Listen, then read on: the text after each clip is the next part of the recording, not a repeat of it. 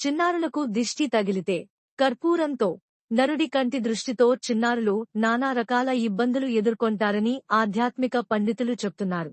నరదృష్టి కారణంగా వచ్చే ఇబ్బందులను దూరం చేసుకోవాలంటే పిల్లలకు దిష్టి తీయాలని, కర్పూరంతో చేస్తే ఇంకా మేలుంటుందని వారు సూచిస్తున్నారు.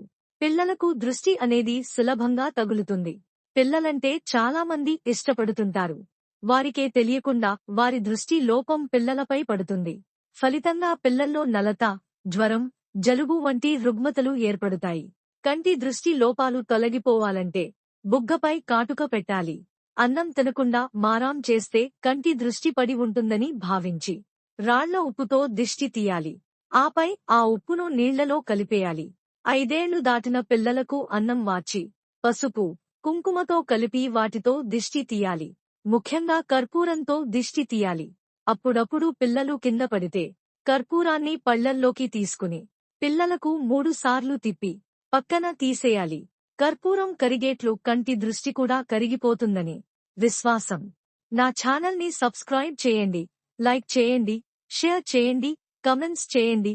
మీకోసం మరిన్ని వీడియోలు చేస్తాను. Thank you for watching.